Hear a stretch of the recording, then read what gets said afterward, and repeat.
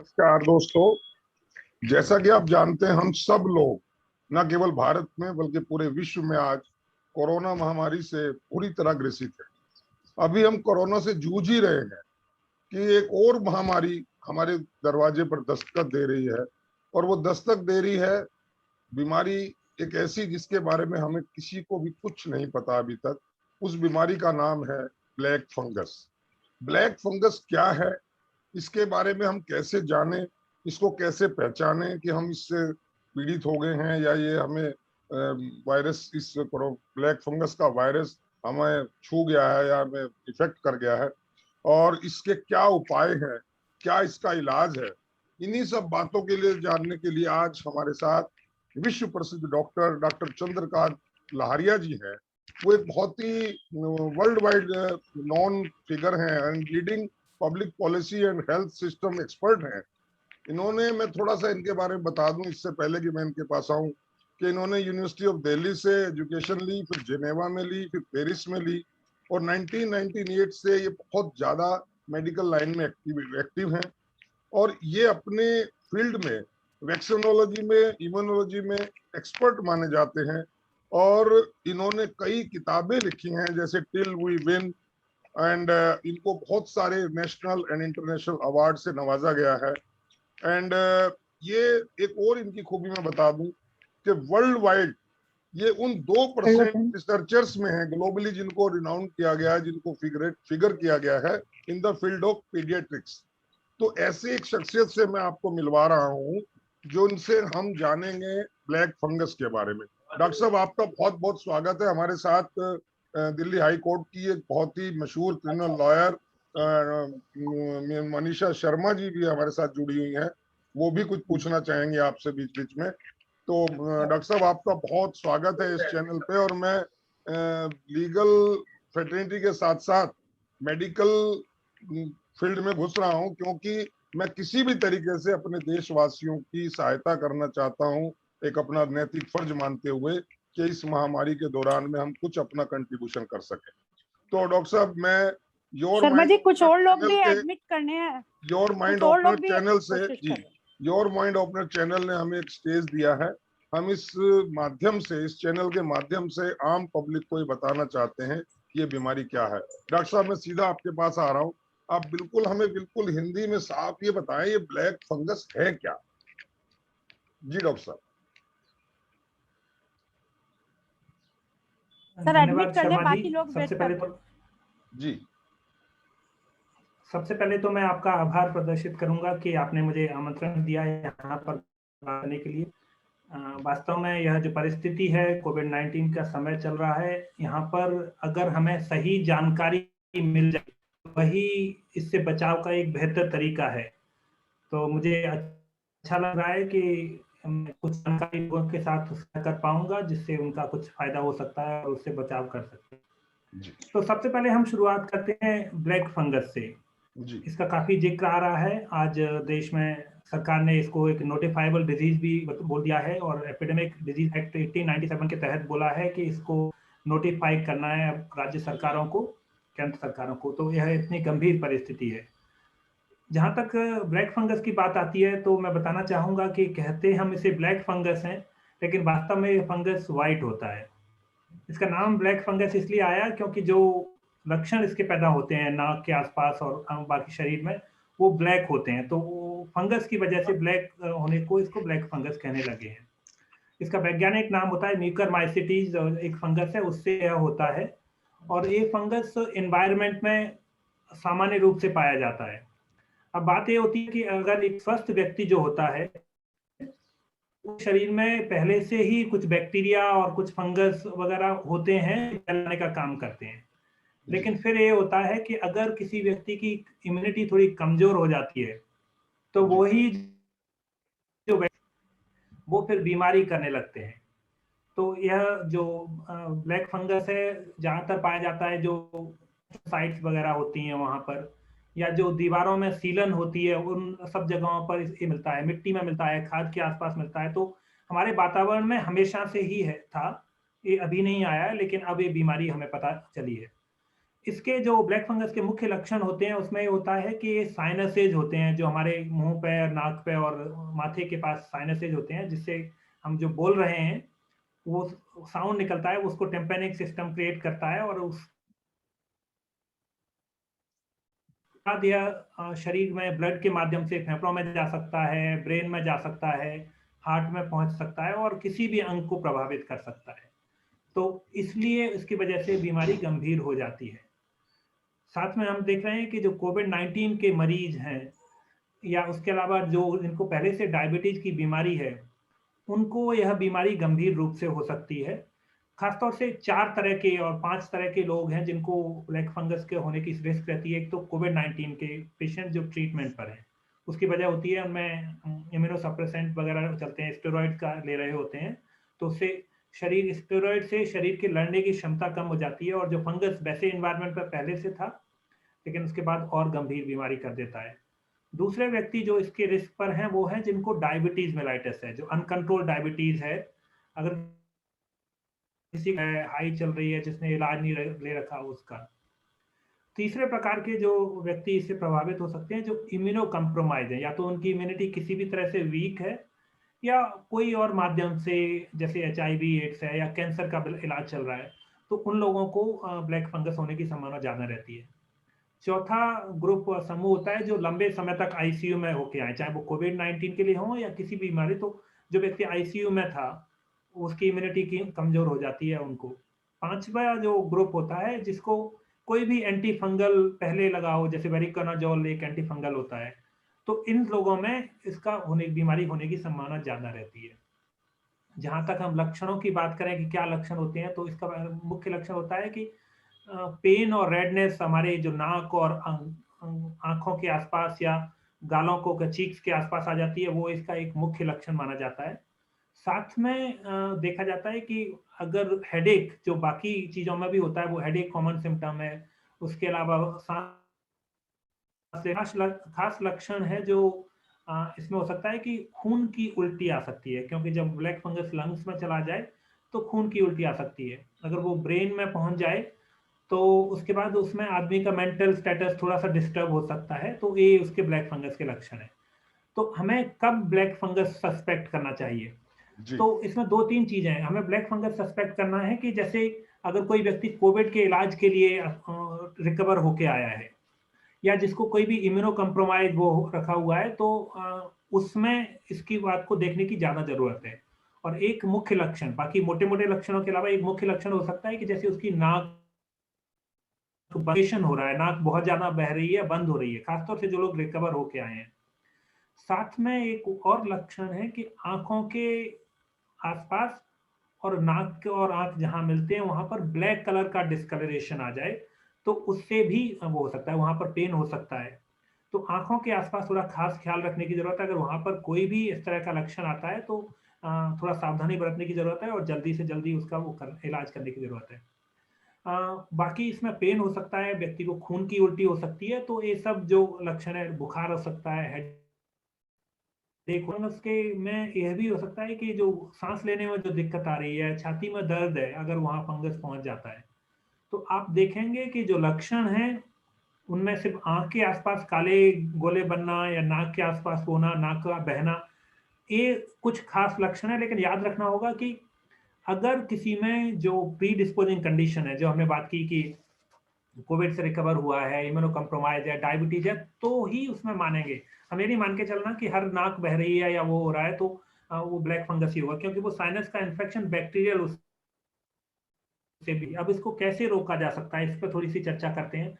इसको रोकने का बेस्ट तरीका है कि हम जब भी कंस्ट्रक्शन, खासतौर से वो लोग जिनको हाई रिस्क हैं, कंस्ट्रक्शन साइट पे या कहीं बाहर जाएं तो मास्क पहने। वैसे भी हमें मास्क पहनना है, तो उस तरह का वो ढंग से मास्क पहने। साथ में कहीं भी पब्लिक प्लेस पर जाएं तो लॉन्ग शूज वगैरह पहने, या लॉन्ग स्लीव और लॉन्ग ट्राउजर वाली शर्ट्स को पहने। डॉक्टर साहब सॉरी और टू पर्सनल हाइजीन मेंटेन करके रखें। डॉक्टर साहब सॉरी टू इंटरप्ट, मैं हाँ। बीच में थोड़ा सा कुछ क्लैरिफिकेशन और चाह रहे थे, कुछ लोगों हाँ। के मैसेज आ रहे। उसमें ये है कि ये जो ब्लैक फंगस नाम की जो डिसीज आपने डिस्क्राइब की, ये क्या अभी कोरोना टाइम में ज्यादा इसका इफेक्ट आया हाँ। या पहले से चली आ रही थी? क्योंकि इसका इंट्रोडक्शन हम आम लोगों को अभी तक नहीं हुआ था। जैसे आपने बताया ये बैक्टीरिया तो बहुत पहले से थे, लेकिन क्या ये मैक्सिमम अटैक उन पर कर रही है जो कोरोना से कहीं ना कहीं लिंकअप रहे हैं? जैसा कि मैंने शुरुआत में बताया, ये जो फंगस है वो हमेशा से ही एनवायरनमेंट में था। ये फंगस नया नहीं आया है, लेकिन अभी फिलहाल क्या देखा जा रहा है कि जो कोरोना की वजह जा रहा है, एक तो उनको बहुत सारे एंटी स्टेरॉइड दे देते हैं जिससे उनकी इम्यूनिटी वीक हो जाती है, और कोरोना बीमारी की वजह से जो उसमें शरीर पर जिस तरह से वो काम करता है तो इम्यून सिस्टम डिस्टर्ब हो जाता है, तो उसकी इम्यूनिटी वीक हो जाती है। तो उससे जो एनवायरनमेंट में पहले से ही उपलब्ध जो बैक्टीरिया वायरस थे उनसे हम एक स्वस्थ व्यक्ति लड़ सकता है, लेकिन अब इस महामारी के दौरान वो व्यक्ति की इम्यूनिटी कमजोर हो जाती है, तो जो पहले तक अब तक बीमारी नहीं करता था या बहुत कम संख्या में होती थी उन फंगल बीमारी हुई। तो संक्षेप में ये फंगस पहले से था, म्यूकरमाइसिटीज को के नाम इसका नाम है, लेकिन पहले इतने इसके केसेज नहीं आते थे। अब माना जा रहा है कि कुछ तो कोरोना के केसेज में जो असिम्प्टोमेटिक हैं या जो अर्ली सिम्प्टोमेटिक हैं उनमें स्टेरॉइड का कुछ ज़्यादा इस्तेमाल हुआ है। हम जानते हैं कि स्टेरॉइड एक बहुत पावरफुल दवा होती है, उसका रोल होता है सिर्फ मॉडरेट डिजीज में जब व्यक्ति को ऑक्सीजन है, लेकिन देखा गया है कि बहुत ज़्यादा स्टेरॉइड यूज हुआ है। दूसरा एक चीज और होती है कि स्टेरॉइड के इस्तेमाल करने से डायबिटीज की स्टेटस और वर्सन हो जाती है, मतलब उनका ब्लड शुगर कंट्रोल और खत्म हो जाता है। तो ऐसी परिस्थितियों में बढ़ रहा है। तो संक्षेप में पहले से था, लेकिन अब बढ़ता जा रहा है क्योंकि कोरोना के समय में व्यक्ति की इम्यूनिटी कमजोर हो रही है।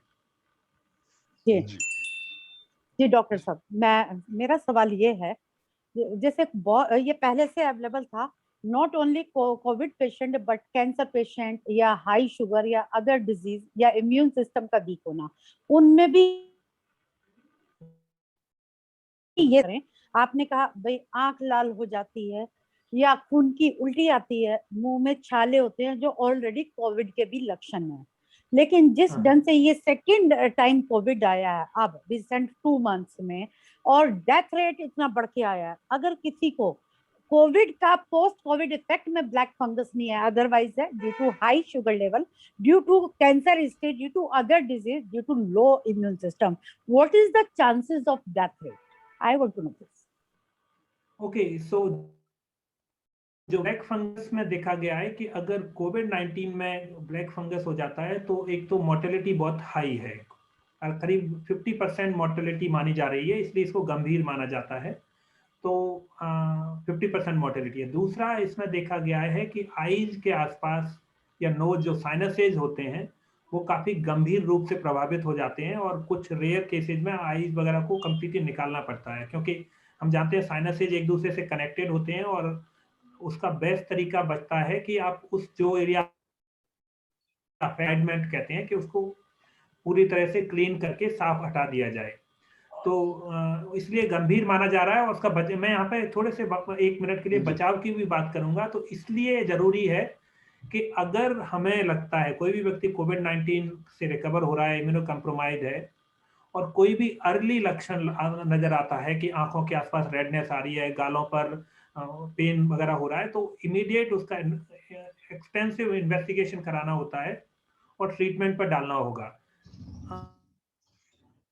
ऐसे बात नहीं है, शुरुआत में अभी मोर्टेलिटी 50% है क्योंकि बीमारी अभी कुछ सप्ताह में पहचानी गई है, लेकिन अब चूंकि इसकी जानकारी हो गई है तो अब इसका एग्रेसिव मैनेजमेंट किया जा रहा है, तो आने वाले समय में मोर्टेलिटी कम हो जाएगी। लेकिन हमें इसके बारे में अवेयर रहना है और इसको लाइटली नहीं लेना है।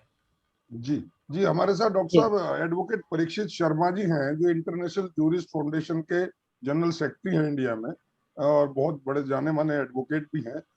मैं परीक्षित जी से भी कहूंगा अगर कोई क्वेश्चन आए तो आप फिंगर रेज करके डॉक्टर साहब से पूछ सकते हैं। डॉक्टर साहब, मैं एक शब्द एक और जानना चाहूंगा बिल्कुल विद इन शॉर्ट, उसमें क्या ये ब्लैक फंगस कोरोना से भी ज्यादा डेंजरस है? वही सवाल था मेरा पहले। ओके, सो अब 2 बातें हैं। एक तो जो मोर्टेलिटी है उस लिहाज से देखा जाए तो कोरोना से ज्यादा डेंजरस है। मोर्टेलिटी या मृत्यु दर जो कोरोना में है वो 1% के करीब है, जितने भी केसेज होते हैं, कंफर्म केसेज होते हैं, उनमें से 1% या 99% ठीक हो जाते हैं। लेकिन फिलहाल इसमें ब्लैक फंगस में मोर्टेलिटी अप टू 50 नजरिए से नहीं देख सकते। हमें यह भी याद रखना होगा कि कोरोना के मरीज बहुत ज्यादा होते हैं, जो इनको माइल्ड, मॉडरेट और सिवियर डिजीज होती है, हम जानते हैं 2.5 करोड़ के करीब हो चुके हैं, जबकि ब्लैक फंगस के केसेज फिलहाल गिने चुने हैं। तो सिर्फ मोर्टेलिटी के संदर्भ में देखेंगे तो ज्यादा है, लेकिन केसेज ओवरऑल अभी कम है। तो हमें दोनों पहलुओं पर याद रखना होगा। जी जी। तो एक अभी अखबारों में बड़ा एक हवा हो रहा है कि एम्फोटेसिन बी इन डिमांड है। ये कोई इंजेक्शन है जिसकी बड़ी डिमांड हो रही है और अखबारों में रोज आ रहा है कि इसकी सप्लाई सेंट्रल गवर्नमेंट नहीं कर पा रही है। तो ये क्या इसकी कोई कारगर दवाई है या ये जस्ट एक हेल्पिंग मेडिसिन है? एम्फोटेसिन बी। नहीं, सो मैं इस पे आने वाला था कि जी हाँ जी जी सो चलिए, आपने चूंकि सवाल उठाया है जी तो मैं पूरा मैनेजमेंट इसके बारे में तो कैसे बताते हैं कि सबसे जी पहला जो चीज है कि हमें याद रखना है कि जिस भी व्यक्ति को इस तरह का कोई या तो बीमारी डायग्नोस हो गई है और को और ब्लड शुगर को कंट्रोल में करना है। दूसरी चीज है, अगर वो व्यक्ति स्टेरॉइड पर चल रहा था तो स्टेरॉइड्स को बंद करना है, क्योंकि स्टेरॉइड से इम्यूनिटी वीक होती है। तीसरी चीज है, एम्फोटेरिसिन बी जो है एक प्रूवन एंटी फंगल ड्रग है, जो बरसों से, आज से काफी सालों से चली आ रही है। क्योंकि जो फंगल इन्फेक्शन होते हैं कम होते हैं इन जनरल, एक स्वस्थ व्यक्ति में फंगल इन्फेक्शन कम होता है, तो उसकी वजह से क्या होता है, ये दवाइयाँ एम्फोटेरिसिन बी है उतनी अवेलेबल नहीं होती है मार्केट में। और चूंकि अब एकदम से डिमांड बढ़ गई है तो हम सुनने में आ रहा है कि एम्फोटेरिसिन से इसकी सप्लाई कम है। वही वजह है कि इन्फेक्शन इतना कम होता था तो दवाई भी सप्लाई भी कम होती थी। लेकिन यह एक प्रूवन इफेक्टिव ड्रग है। ठीक होने के लिए जरूरी है कि समय से इलाज किया जाए, बीमारी का समय से पहचान किया जाए और बाकी जो लक्ष्य चीजें हैं उन पर भी ध्यान दिया जाए। लेकिन इससे एक कारगर दवाई है और बरसों से जानी हुई दवाई है, जो एक ब्रॉड रेंज, जैसे हम कहते हैं एंटीबायोटिक्स होते हैं, ब्रॉड स्पेक्ट्रम एंटीबायोटिक्स, उसी तरह से ये broad spectrum anti fungal drug है। जी। इससे अगर कोई पीड़ित हो जाए, किसी को ये वायरस लग जाए या बीमारी लग जाए, तो डॉक्टर साहब इसमें इसका क्योरिंग पीरियड, जैसे कोरोना का बताया 14 दिन में लगभग ठीक हो जाता है आदमी, तो इसका भी कोई ऐसा कोई टाइम पीरियड है कि कब तक इससे निजात पाई जाएगी? एक दूसरा, ये बॉडी के किस पार्ट पर ज्यादा अटैक करता है? आई मीन लंग्स पर करता है, लीवर पर करता है, या किडनी पर करता है, या माइंड में करता है, या हार्ट पर करता है ब्लैक फंगस? सो देखिए, ओके, ब्लैक फंगस की बात कर रहे हैं तो सबसे पहले तो किस अंग पर अटैक करता है, तो जैसे मैंने बात की फोर्स या पार्टिकल्स के माध्यम से नाक में जाता है तो साइनसेज को अफेक्ट करता है। हमारे यहाँ पर साइनसेज, यहाँ पर और इस जगह पर अफेक्ट करेगा। अब उसके बाद वो ब्लड स्ट्रीम में आ जाता है तो वो लंग्स में जा सकता है, फेफड़ों में जा सकता है, स्प्लीन में जा सकता है, हार्ट में जा सकता है और ब्रेन में जा सकता है। तो अब इससे व्यक्ति का कितने दिन में ठीक रिकवर होगा और उसका क्या आउटकम होगा, इस बात पर निर्भर करता है कि उसकी बीमारी कब पहचान ली गई है। अब चूंकि अगर वो साइनसेज और शुरुआत वाली स्टेज में पहचान ज्यादा वो ऑर्गन्स को प्रभावित कर दिया तो लंबा चलेगा, लेकिन यूजुअली इसमें 4 to 6 वीक्स का ट्रीटमेंट चलता है और तभी वो ठीक होता है व्यक्ति। लेकिन अगर वो अर्ली स्टेज में पहचान लिया गया तो जल्दी ठीक हो सकता है, लेकिन 4 to 6 वीक्स यूजुअली लग जाते हैं, क्योंकि साइनसेज या जो बाकी ब्रेन के बॉडी के पार्ट्स होते हैं वहां पर लंबे समय तक सस्टेन्ड मेडिसिन देनी होगी, जिससे वो इंश्योर हो कि वहां पर कोई उसका हिस्सा नहीं बचे। हमें पूरा उसको जड़ से खत्म कर देना कहते हैं, वो चीज करनी होती जी डॉक्टर साहब, है। एक और फिर मैसेज क्योंकि आया है। मैं साथ में ये भी कहूँगा, एक चीज और, जी एक जी चीज और मैं बता देता हूँ कि इसको फिर जैसे आपने पूछा कि 4 कितना दिन में खत्म होगा, तो मुख्य बात है कि मरीज का जो मैनेजमेंट करते हैं वो क्लिनिकल, उसके लक्षण क्या आ रहे हैं उसके आधार पर, साथ में रेडियोलॉजिकल जांच होती है, तो उन सबको देखते हुए उस हिसाब से उसको कंटिन्यू किया जाता है। जी जी। परीक्षित जी कुछ पूछना चाह रहे हैं? जी डॉक्टर साहब ने बहुत अच्छी तरीके, जी हाँ जी परीक्षित जी। मेरी तरफ से तो नहीं रहा, लेकिन एक है कि यदि कोई स्वस्थ व्यक्ति है जिसका इम्यूनिटी लेवल भी बहुत अच्छा है और कोरोना से पीड़ित भी नहीं है, वैक्सीन भी उसने दोनों डोज लगवा ली हैं, तो उसको कितने हद तक चांस है कि उसको ब्लैक फंगस हो सकता है, और यदि होगा तो वो कितनी जल्दी उससे रिकवर हो सकता है? तो आपने कहा कि अगर वो स्वस्थ व्यक्ति है जिसने दोनों वैक्सीन लगवा चुकी हैं, उसके बाद कोविड हो जाए, नहीं, कोविड कोविड नहीं नहीं सर, हो, वो same okay, question was mine. Vaccine लगवा, देखिए जहां तक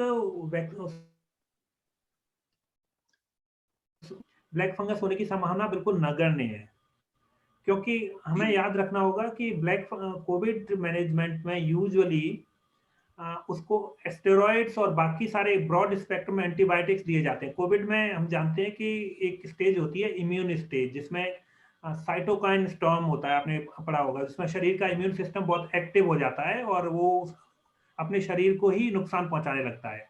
तो उस परिस्थिति में कुछ दवाइयां आती है, स्टेरॉइड्स देते हैं कि उसका इम्यून सिस्टम कमजोर रहे, उतना अटैक नहीं करे खुद को, जी डॉक्टर साहब एक और तो जो सवाल काफी कर रहे डिमांड हैं, में रहती है। एक और सवाल कर उसका रहे हैं। एक आखिरी पार्ट है। जी तो इससे इम्यूनिटी वीक हो जाती है, तो उसी जब इलाज होगा कोविड का और उससे इम्यूनिटी वीक होगी तभी ब्लैक फंगस होगा।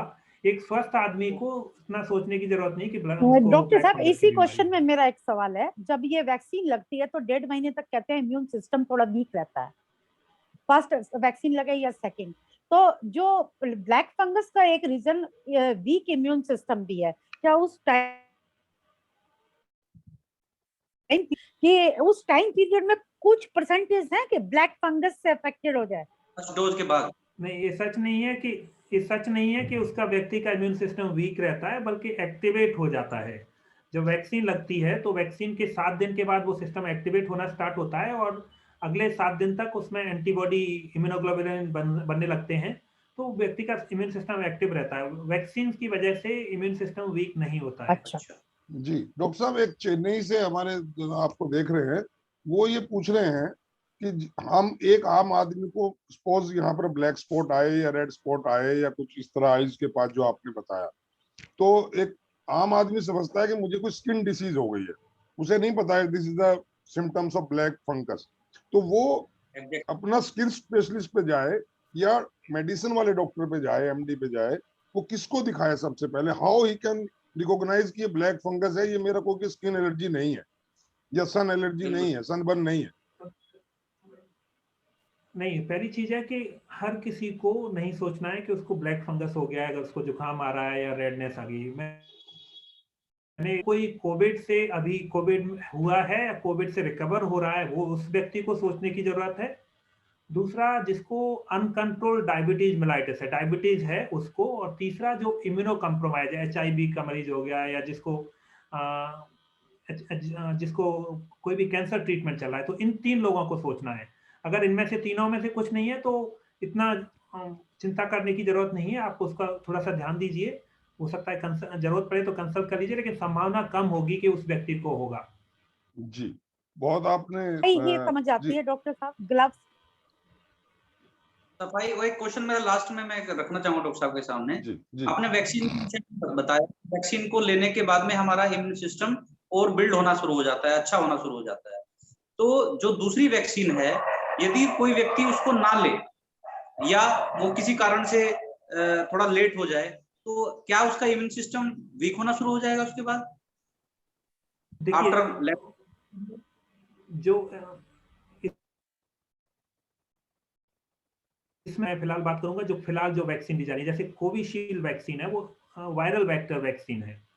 तो जी, उसमें देखा गया है कि जब एक सिंगल डोज वैक्सीन देते हैं तो 7 से 14 दिन के बाद इम्यूनिटी बिल्ड होना स्टार्ट होती है और एंटीबॉडी बन जाते हैं। लगभग 21 दिन के अंतर पर उसका प्रभाव आ चुका होता है। तो उसके बाद उस व्यक्ति में एंटीबॉडी होते हैं। वो माना जा रहा है कि करीब 3 से 6 महीने रहते हैं, और इसीलिए उसको गैप को लंबा किया गया है। लेकिन जो एंटीबॉडी पहले शॉट से बनते हैं होती है, तो जैसे ही करीब 5 से 6 सप्ताह के बाद जो एंटीबॉडी का पीक होता है वो कम होना होता है, धीरे धीरे मात्रा कम होती चली जाती है और व्यक्ति प्रोटेक्टेड नहीं होगा। 3 महीने पर माना जाता है कि 3 महीने तक डिसेंट प्रोटेक्शन प्रोवाइड करता है। सेकेंड शॉट का उद्देश्य होता है, जो इम्यूनोलॉजी या मेडिकल भाषा में बोला जाता है, पहला शॉट का उद्देश्य होता है प्राइमिंग, कि उस सिस्टम को तैयार बता देते हैं भैया इसको आपको कुछ प्रॉब्लम है और आपका ये चीजें, इसको पहचान लो। सो इस प्राइमिंग या पहचान करना उसका जी, काम जी। होता है।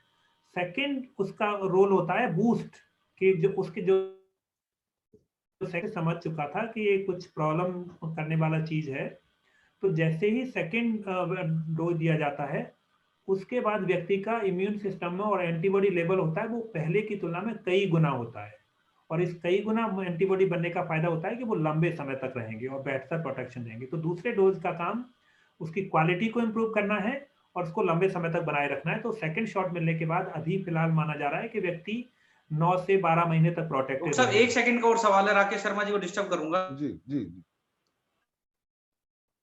जी सर, लेकिन उसके बाद भी उनकी जो डेथ हुई है कोविड की वजह से, तो उसका क्या कारण मान रहे हैं सर आप?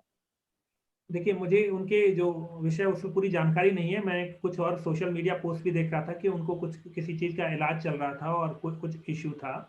उनका 1 साल पहले कोई सर्जरी भी हुई थी, तो उनकी व्यक्तिगत उसका मैं नहीं कह सकता, लेकिन मैं मोटे तौर पर कहूंगा कि जो वैक्सीन होती हैं हम मान के चलते हैं कि 80% एफिकेशियस है। साथ में एक कॉन्सेप्ट होता है इम्यूनोजेनेसिटी। जी 80 लोग ही करीब उनमें एंटीबॉडी बनेंगे, बाकी 20 फिर भी उससे वो रहेंगे। तो हो सकता है कि वो उन लोगों में हो, और वो 20 लोग ज्यादातर कौन होते हैं जिनका इम्यून सिस्टम पहले से ही वीक है। तो अगर उसको वैक्सीन दे देंगे तो उसमें इम्यून सिस्टम वीक है तो वो इम्यून वैक्सीन नहीं काम करेगी। तो इसीलिए कहा जाता है कि वैक्सीन व्यक्ति को प्रोटेक्ट करती है काफी हद तक, बट सर लेकिन वो एक गारंटी नहीं है। डॉक्टर साहब, जब वैक्सीन की बात आई है, मैं इसी वैक्सीन पर एक सवाल है। एक डेली अखबार में हम पढ़ रहे हैं, सोशल मीडिया पर देख रहे हैं, गवर्नमेंट की तरफ से डेली एक स्टेटमेंट आ रहा है regarding the gap between the first dose and second dose of vaccine. अभी गवर्नमेंट से gap should be of 3 months, और वो कह रही है in the on the recommendation of national expert group on vaccine administration for Covid, उनकी basis पे कि 3 month का होना चाहिए। उधर नीति आयोग मेंबर हेल्थ हैं जो डॉक्टर वी के पॉल हैं, वो कहते हैं कि ये मैक्सिमम 8 weeks का होना चाहिए। उसी तरह नेचुरल टेक्निकल एडवाइजरी ग्रुप को रिकमेंड 12 करता से है 16 वीक का गैप भी आया। वो 16 week में कहता है। तो ये एक बड़ा भ्रम फैल रहा है। आम पब्लिक ये मान रही है कि गवर्नमेंट के पास क्योंकि वैक्सीन पर्याप्त मात्रा में नहीं है, पर्याप्त मात्रा में, इसलिए इस डोज के गैप को अपने कंफर्ट के हिसाब से आप ऊपर नीचे किया जा रहा है। तो इसमें आप क्या रिकमेंड करेंगे कि इसका एक्चुअल गैप क्या होना चाहिए? और एक दूसरा सवाल इसी के साथ जुड़ा हुआ है कि सपोज किसी को कोरोना से रिकवरी हो गई है, उसने डोज नहीं लगवाया, उसको रिकवरी होने के कितने दिन बाद फर्स्ट डोज लेना चाहिए? ये उसका दूसरा सवाल है, बी पार्ट।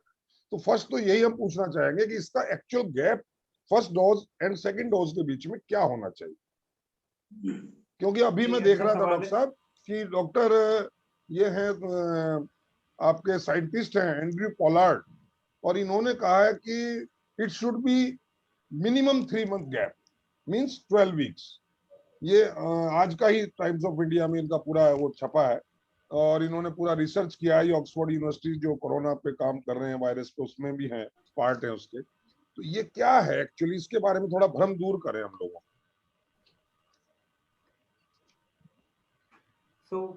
ये अच्छा सवाल है और काफी लोग इसके बारे में चर्चा कर रहे हैं। तो जहाँ तक डॉक्टर विनोद पॉल ने कहा है, मुझे लगता है कि कुछ उसमें कंफ्यूजन है, लेकिन डॉक्टर विनोद पॉल तो उस कमेटी के मेंबर हैं जिन्होंने, और उसके चेयर हैं जिसने अप्रूव किया है 12 से 16 वीक का गैप। इसके बारे में बताना चाहूंगा कि जो कोविशील्ड वैक्सीन है वो ऑक्सफोर्ड यूनिवर्सिटी एंड एस्ट्राजेनेका ने मिलकर बनाई है, रिसर्च की है। तो इसका जो ट्रायल हुआ था 3 कंट्री में, यूके, ब्राजील, अलग अलग अंतराल पर दिए गए थे। तो उन्होंने देखा कि अगर 4 वीक का अंतराल रहता है और उसके बजाय 12 वीक का अंतराल रहता है, तो 4 वीक पर जो एफिकेसी पाई गई थी वो करीब 55% थी। अगर 8 वीक का अंतराल पर दिया जाए तो 65 से 70% थी। और 12 वीक्स जो मैक्सिमम गैप उन्होंने देखा था उसमें 79% थी। तो यह क्लिनिकल ट्रायल की फाइंडिंग्स पब्लिश्ड है कि जितना ज्यादा अंतर रहता है वैक्सीन के डोजेज में, उतना ज्यादा एफिकेसी होती है, उतना ज्यादा। पहले से ही यूके ने, यूनाइटेड किंगडम ने जब वैक्सीनेशन स्टार्ट किया तो वहां पर वैक्सीनेशन का अंतर 12 वीक ही रखा था। But sir, they reduced this gap up to 8 weeks. they reduce this gap. वो मैं आ रहा हूँ उस पे। जी जी उस पर मैं आ रहा हूँ। तो जी, उसमें क्या है कि 12 वीक्स पर मैक्सिमम एफिकेसी रहती है। अब इंडिया ने पहले 4 वीक से स्टार्ट किया, फिर 4 से 6, फिर 6 से 8 कर दिया, अब वो 12 वीक काफी लेट आए हैं। उसके बाद उन्होंने 12 वीक स्टार्ट करने के बाद 8 वीक्स के गैप पर वैक्सीनेशन स्टार्ट कर दिया है।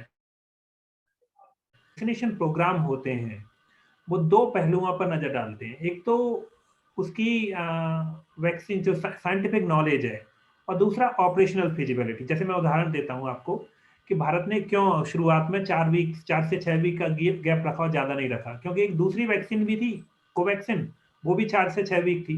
तो ऑपरेशनल पर्पज से होता है कि आप जनता के मन में कंफ्यूजन नहीं चाहते हो, क्योंकि भारत के देश में यह कि अगर अलग अलग बातें कहेंगे लोग कंफ्यूज हो जाएंगे शुरुआत में, तो उन्होंने उस वजह से 4 से 6 वीक रखा। अब अगर थोड़ी सी शॉर्टेज आ रही है, वो जो सच भी है, तो उसमें यह सच है कि देश में वैक्सीन की शॉर्टेज है, कमी है, तो लेकिन साथ में अगर उसको गैप बढ़ा देने से एफिकेसी भी इंप्रूव होती है। जो हमने पहले बात की कि 3 महीने तक के गैप का व्यक्ति प्रोटेक्टेड रहता है, तो एक ऑपरेशनल अप्रोच है। मुझे इसमें कोई दिक्कत नजर नहीं आती, बल्कि मैं तो सोचता हूं कि भारत को पहले ही 12 वीक कर देना चाहिए था, जिससे ज्यादा से ज्यादा लोगों को वैक्सीन मिल चुकी होती है और वो प्रोटेक्ट हो चुके। एंड जहां सर तक फाइनल बात है यूके की करें, डॉक्टर, यस सर, यूके, एक आखिरी बात बोल दूं, जी जी यूके वाला की उन्होंने क्यों कम किया 12 से 8? जी उन्होंने इसलिए कम किया कि अब चूंकि वो वैक्सीन लगा चुके दिन आ रहा है, तो उनका तर्क ये है कि हो सकता है नए स्ट्रेन से कुछ प्रॉब्लम हो, तो वो चाहते हैं कि अब हम टाइम वो कर देते हैं। तो एक ऑपरेशनल फिजिबिलिटी होती है, हर सेटिंग में उसको निर्णय किया जा सकता है। जी, यही डॉक्टर साहब कह रहे हैं, डॉक्टर एंड्रयू पॉलार्ड कह रहे हैं कि this protection gets even better with a longer interval from 3 to 4 months. A longer time gap gets a stronger immune system and response after the second dose. ये इनका भी आज फाइंडिंग सही है। बात है। तो इसमें तो ये 4 month तक चले गए हैं। लंदन में ही रहते हैं एंड्रयू पॉलैंड। जी जी जी हाँ हाँ, तो देखिए वो जो डॉक्टर मिस्टर परीक्षित शर्मा ने सवाल पूछा था, मैं उसको उसमें जवाब है उसका कि हमेशा वैक्सीन में एक जैसे अपर लिमिट हो, एक है कि इस अंतराल पर लेनी है, लेकिन अगर कोई 12 की जगह 16 सप्ताह पे आए या उसके बाद उसका डिले हो जाए किसी वजह से, तो कोई अंतर नहीं पड़ता है। गैप लंबा से लंबा अगर 5-6 महीने बाद भी व्यक्ति वैक्सीन लेगा, तो पहला डोज हमेशा काउंट होता है, क्योंकि आपका इम्यून सिस्टम को याद है कि उसको वैक्सीन दी गई थी। इसमें कोई साइकिल सिस्टम नहीं है। हाँ जी। जैसे हमारा नॉर्मल मेडिसिन होता है कि हमने पैरासीटामोल अभी सुबह 8 बजे ली तो 6 घंटे बाद दूसरी लेनी है। अगर 6 घंटे के बजाय हम 12 घंटे बाद लेंगे तो उसका पहली गोली का असर खत्म हो जाएगा। ऐसा इस डोज में नहीं। आपका कहने का मतलब ये है? देखिए बस इसमें, हाँ, उसमें जितने लगाने हैं उतने किसी भी अंतराल तक, लगभग अभी माना जा रहा है कि 1 साल के अंतर, अगर 7-8 महीने तक भी दूसरा लगाया, तो वो एक स्पेशल सेल्स होती है, मेमोरी सेल्स, वो कम संख्या में होती हैं, हम उनको मेजर नहीं करते हैं यूजुअली, एंटीबॉडी अलग चीज होती है, लेकिन वो याद रखती हैं। तो जी डॉक्टर साहब, दोबारा बस हाँ, टाइम इसको मैंने पहले टाइम देखा हमारे हुआ था, पास अब मैं उसको बहुत, सिस्टम को एक्टिवेट। वी आर गोइंग, बड़ा शॉर्टेज शर्मा जी, है। एक एक आखिरी सवाल क्वेश्चन बस, है आज मैं आप की, पे भी आ रहा हूँ। एक सवाल एक मेरा आखिरी रह क्वेश्चन जाएगा। आज का है। जी जी व्हाइट फंगस भी आ गई है, आज की रिपोर्ट है, व्हाइट फंगस यहाँ पे बिहार में आ गई है, और उसमें वो पेट पे, नाखून पे, प्राइवेट पार्ट्स पे, किडनी पे इफेक्ट डाल रहा है, जो ब्लैक फंगस से ज्यादा डेंजरस है। उस पे डॉक्टर साहब कुछ रोशनी डालना चाहेंगे? ये सब हुआ कोविड के बाद, ये ये बिहार में 4 केसेस है। एक कैंडिडियासिस होते हैं जो कि ये भी फंगस हमेशा से ही उपलब्ध, हमेशा से ही रहती है। तो फंगस एक ज्यादातर एक इनोकुअस, जिनको बोलेंगे कि कोई परेशान नहीं करते किसी को, बहुत वातावरण में रहते हैं और मिलजुल के रहते हैं, एक तरह से ये मान के चलें। लेकिन अब परिस्थिति ये आ गई है कि व्यक्ति का इम्यून सिस्टम कमजोर हो गया है, तो जो कमजोर हो चुका होता है उसको कोई और पहले से होता है वो दबाने की कोशिश करता है। जी डॉक्टर साहब, एक लगभग ये लास्ट वही क्वेश्चन, सिस्टम है। तो कैंडिडियासिस, एक लास्ट क्वेश्चन है। हाँ, महाराष्ट्र से श्रीमती कुसुम लता पूछ रही हैं कि डिलीवरी होने के बाद, वुमेन डिलीवरी होने के बाद, बेबी डिलीवरी के बाद कितने दिन बाद ये फर्स्ट डोज ली जा सकती है इसकी, कोविशील्ड की या कोवैक्सीन की? किसी भी लेडी को कितने दिन बाद लेनी चाहिए? इसको मैं 2 हिस्सों में जवाब दूंगा कि अभी फिलहाल कुछ नतीजे आए हैं जिसमें देखा जा रहा है कि प्रेग्नेंट वुमेन को भी गंभीर बीमारी हो सकती है कोरोना की, तो इसलिए प्रेग्नेंट वुमेन को भी वैक्सीन के लिए रिकमेंडेशन माना दिया जा रहा है। लेकिन जहां तक लैक्टेटिंग या जो माँ अपने वैक्सीन दी जा सकती है, और उसका दो फायदे होते हैं। एक तो माँ को प्रोटेक्शन होगा, और साथ में जो वैक्सीन के बाद जो इम्यूनिटी बनती है उसमें इम्यूनोग्लोबुलिन ए होता है, एक टाइप का एंटीबॉडी होते हैं जो ब्रेस्ट मिल्क से सीक्रेट होते हैं, तो बच्चे को भी प्रोटेक्शन प्रोवाइड करेंगे। तो निहायत जरूरी है कि लैक्टेटिंग वुमेन को भी वैक्सीन दी जाए। और कल जो गवर्नमेंट ऑफ इंडिया ने गाइडलाइंस रिलीज की, उसमें कहा भी है कि जो माएँ बच्चों को दूध पिलाती हैं उनको वैक्सीन दी जानी चाहिए। बट सर गवर्नमेंट ही ये कह रही है, NTAGI ने सेंट्रल गवर्नमेंट को सलाह दी है कि इसके बाद 9 महीने का बाद ही टीका लगाया जाए जो लोग सपोज कोरोना से ठीक हो गए हैं बिना डोज दिए हुए, और वो अब डोज लगवाना चाहते हैं तो वो 9 महीने के बाद ही डोज लगवाएं। Is it authentic? ये मैं आज का नव भारत ही देख रहा हूँ। नहीं उसमें जी ये मेरे ख्याल से परसों की खबर है और कल आया था। आज कल गवर्नमेंट ने एक बदलाव कर दिया था, और गवर्नमेंट ने नया नोटिफिकेशन जारी किया।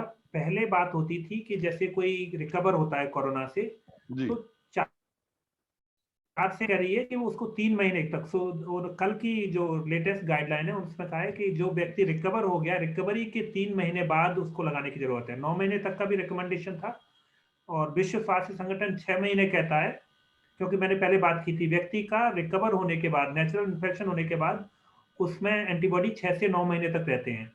लेकिन अब गवर्नमेंट ऑफ इंडिया ने कहा है कि 3 महीने बाद वैक्सीन लगवाओ। उसी तरह से किसी को कॉन्वालेसेंट प्लाज्मा थेरेपी मिली है तो उसको भी 3 मंथ के बाद लगवाइए, तो 3 मंथ के बाद वैक्सीनेशन करवाना है। डॉक्टर साहब एक वैक्सीनेशन से जुड़ा हुआ एक और सवाल है, गाजियाबाद से ऋतुराज बोल रहे हैं कि सर ये जो वैक्सीन हम लगवा रहे हैं, किसी को फर्स्ट डोज या किसी को सेकंड डोज, उसमें लोगों को कुछ को फीवर आ रहा है, किसी को 102 103 तक आ रहा है, किसी को वोमिटिंग हो रही है या बॉडी एक हो रहा है बहुत ज्यादा, और वो 1 से 2-3 दिन रह रहा है। एक बार लोगों को भ्रम ये है, कुछ लोग ये कह रहे हैं कि तुम्हें वायरस ऑलरेडी एक्टिवेट था तुम्हारे अंदर, कोरोना होने ही वाला था, ये तो बाई चांस तुमने कोविड ये वैक्सीनेशन करा लिया इसलिए तुम्हें ज्यादा इसका इफेक्ट आ रहा है। कुछ लोगों को बिल्कुल नहीं हो रहा कोई इफेक्ट आफ्टर वैक्सीनेशन। तो ये क्या भ्रम है, इसमें कुछ कहना चाहेंगे सर? जो कि आपका कि हो सकता है कि उनको उसी समय, जो आपने बात कही कि उनको उसी समय नेचुरल इन्फेक्शन हो गया हो, उसके आसपास इन्फेक्शन हो गया हो, उसकी वजह से आ रहा हो।